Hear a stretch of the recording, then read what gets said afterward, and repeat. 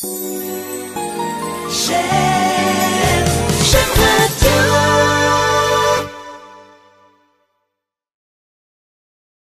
J'aime Radio, bonjour Corentin, je vais vous demander de vous présenter.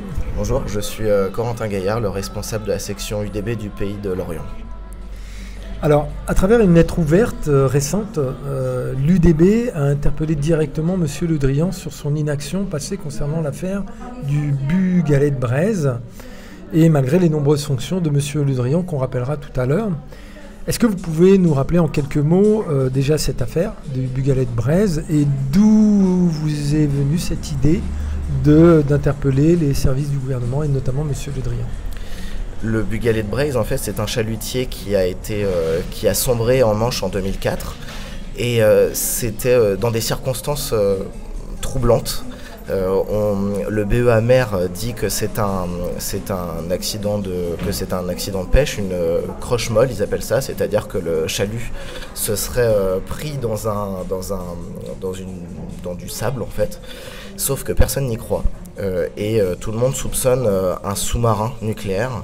On ne sait pas lequel, mais en tout cas un sous-marin nucléaire qui se serait pris dans les filets du chalutier et qui aurait entraîné le chalutier par le fond et tué les 5 marins. Ce sont 5 marins bretons du sud Finistère. Et donc l'UDB s'est toujours mobilisé pour connaître la vérité parce qu'aujourd'hui il y a un non-lieu qui a été prononcé. Parce que faute de preuves, en fait, la justice n'a pas pu lever le voile sur cette affaire, et à cause du secret d'État, à cause du secret défense. Et donc l'UDB s'est toujours mobilisé pour connaître la vérité, s'est toujours mobilisé contre le secret défense de manière générale et contre la raison d'État. Et il y a très peu de temps, il y a une série qui est sortie sur Arte, et qui présente donc à la fin, je spoil pas beaucoup en disant ça, mais qui dit que les familles des victimes se sont résignées, et c'est pas vrai. Et on a voulu nous apporter notre soutien en relançant une action par rapport à ça. Et donc on a écrit une lettre à Donald Trump pour savoir si oui ou non il y avait un sous-marin nucléaire d'attaque en Manche ce jour-là. Et parce qu'en fait il y a des soupçons sur un sous-marin nucléaire d'attaque américain. Et ensuite on a interpellé le Premier ministre actuel et les anciens Premiers ministres depuis 2004, tous, pour savoir pourquoi ils n'avaient rien fait, pourquoi ils ont protégé le secret défense, pourquoi ils ont préféré ne pas savoir, pourquoi ils ont sacrifié finalement les familles en fait aujourd'hui donc on va être donc lundi prochain on va être reçu à Matignon. Et voyant tout ça, la section de Lorient, puisque nous on est lorientais, on s'est dit mais il y a quelqu'un dans cette histoire qui n'a pas encore été interpellé, c'est Jean-Yves Le Drian qui est lorientais et qui n'a jamais autant, c'est le breton qui a eu le plus de pouvoir ces dernières années, en tout cas depuis 2004, depuis l'accident. Et donc on a voulu l'interpeller parce que il a aussi sa part de responsabilité dans le secret et dans l'inaction du gouvernement. Alors justement, rappelons un petit peu qui est Monsieur Le Drian. Monsieur Le Drian était membre du Parti Socialiste de 1974 à 2018.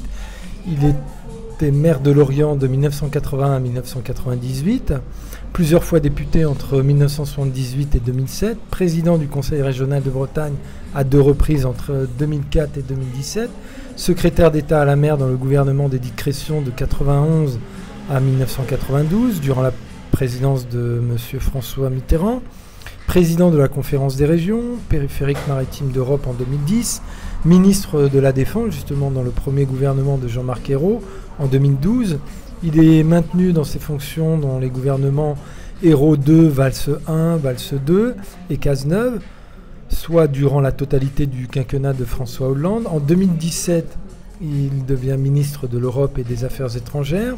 Il a quitté le PS et il œuvre pour un rassemblement des socialistes autour du président Emmanuel Macron, notamment avec la fondation en 2020 du parti Territoire de Progrès. Il conserve son ministère jusqu'à la fin du premier quinquennat d'Emmanuel Macron en 2022.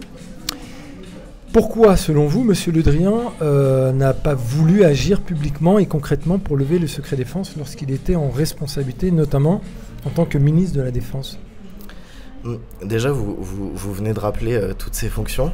Et là, on voit bien que qui de mieux que Jean-Yves Le Drian pour travailler sur ce sujet-là. En plus, c'est un sujet qui est breton, qui touche particulièrement les Bretons. Lui étant breton, il aurait dû le faire. Et il était obligé de le faire. C'est quelque chose qui devait aux Bretons. Il ne l'a pas fait. Et en réalité, pour des raisons qui nous échappent, on ne comprend pas pourquoi il a préféré sacrifier la vérité, pourquoi est-ce qu'il a préféré, qui est-ce qu'il défend, et c'est aussi une des questions qu'on lui pose. Pourquoi il n'a rien fait, qui est-ce qu'il veut défendre, il veut défendre, il défend des voyous en fait en réalité, parce que ce sous-marin qui a coulé un chalutier, c'est un sous-marin voyou qui aurait dû porter assistance au Bugalet de Braise. Il y a déjà eu d'autres accidents où des sous-marins se sont pris dans les chaluts et où les sous-marins ont eu le temps de remonter et où il n'y a pas eu de blessés. Et donc effectivement, pourquoi en fait on n'a pas de raison, et c'est aussi la question qu'on lui pose. Pourquoi ce silence?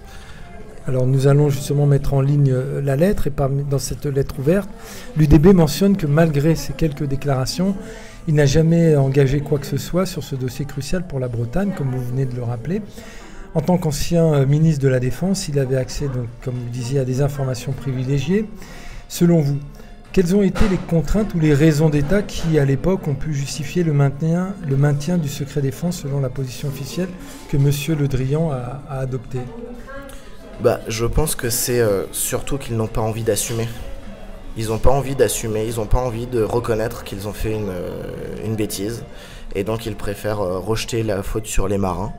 Et je crois que là, on touche à un sujet d'État, parce que justement, c'est la responsabilité de l'État. Quand l'État fait une bêtise, quand son armée fait une bêtise, l'État se doit d'assumer. C'est comme ça, en fait, on est des adultes et on se comporte en adultes. Et c'est aussi ce qu'on demande à Jean-Yves Le Drian. Alors justement, on dit souvent que l'armée c'est la grande muette, et là on en a encore un exemple flagrant. Alors aujourd'hui, M. Le Drian n'est plus tenu par des fonctions gouvernementales ou des allégeances politiques. La lettre de l'UDB demande, j'ouvre les guillemets, pourquoi ne pas agir maintenant? Vous, l'UDB, concrètement, qu'est-ce que vous allez faire pour soutenir la levée du secret défense et les recherches de la vérité dans l'affaire du Bugalet de Braise? Sachant que dans votre lettre, vous dites aussi que vous voulez faire pression et de vous engager. Vous demandez à M. Le Drian enfin de s'engager. Donc concrètement, comment vous allez pouvoir faire plier M. Le Drian en quelque sorte? En fait, on se dit, on va être sympa avec M. Le Drian, et on va lui donner des circonstances atténuantes. Peut-être qu'il ne pouvait pas parce qu'il recevait des pressions quand il était aux affaires. Aujourd'hui, il n'est plus aux affaires, donc il n'y a plus de pression, il n'a rien à perdre. Donc c'est le moment d'y aller. Et c'est ça qu'on lui dit aussi.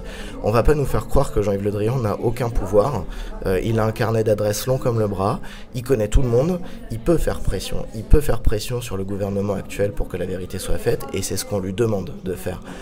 Évidemment, il a plus de pouvoir. Il ne peut plus lui-même lever le secret défense, ce qu'il aurait dû faire à l'époque.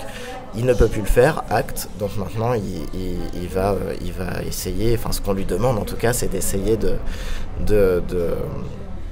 d'agir et de faire pression publiquement et aussi dans ses relations. Alors, quelle forme pourrait prendre un petit peu cet engagement, et quelles démarches vous envisagez auprès du gouvernement actuel? Il va y avoir des interventions publiques, d'autres actions spécifiques? En fait, tout ça va dépendre de ce qui va nous être dit lundi prochain à Matignon. Nous, on n'imagine pas qu'on puisse nous inviter à Matignon si le gouvernement n'a pas quelque chose à nous dire. Et nous, on est plutôt confiants. Donc on pense qu'il y a quelque chose qui va se passer. Et voilà. Et donc si jamais en fait on se rend compte qu'on nous a fait venir pour rien, alors oui, on continuera le combat. Ça fait depuis 2004 que le combat est mené, et on compte pas l'arrêter maintenant.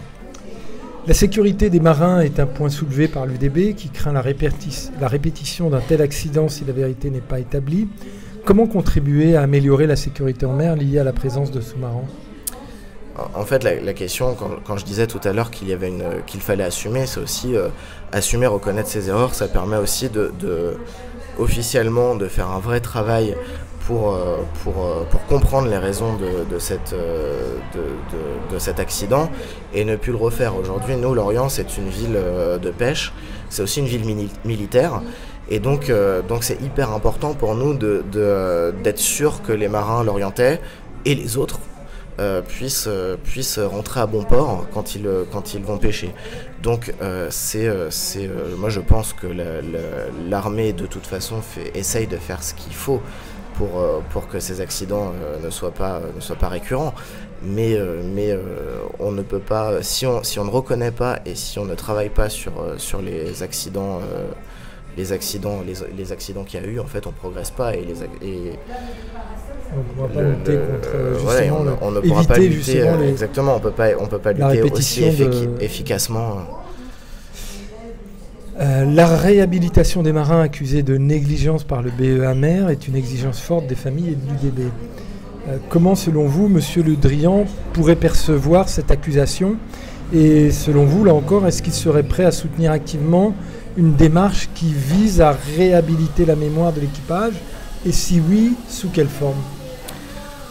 Oui, je pense qu'il sera prêt à le faire. Il le fera en faisant éclater au grand jour la vérité. Parce que c'est comme ça qu'on réhabilitera la mémoire des marins. En disant à tout le monde ce qui s'est réellement passé ce jour-là.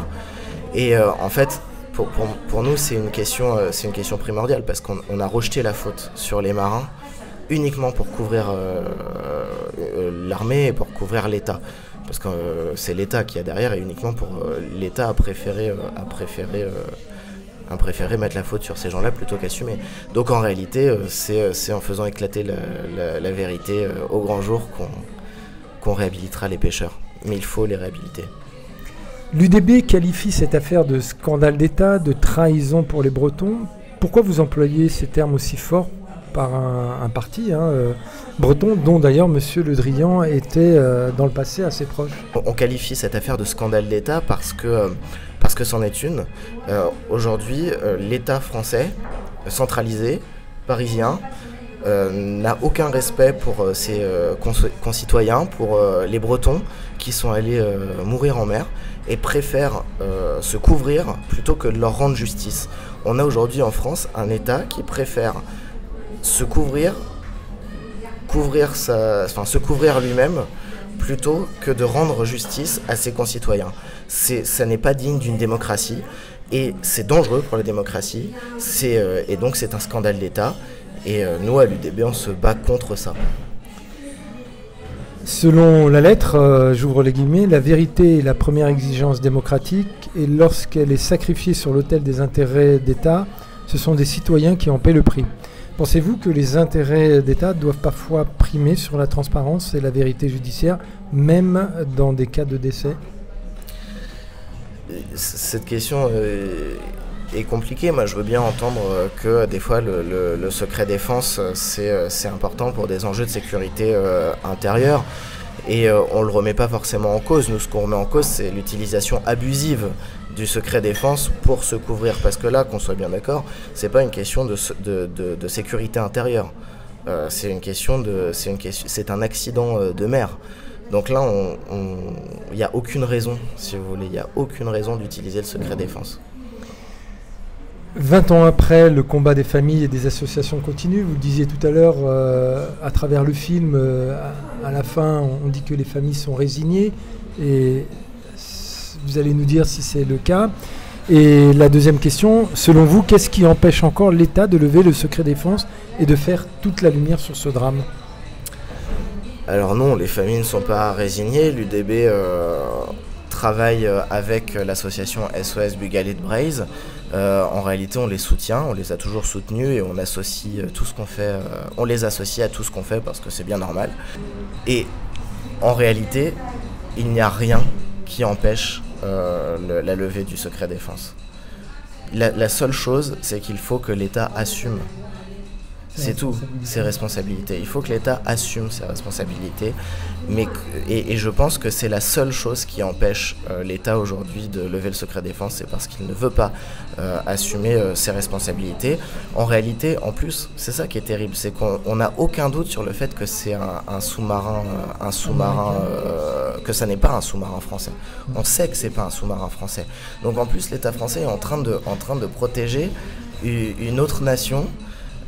Et voilà, donc à un moment donné, on assume les bêtises et on fait toute la lumière.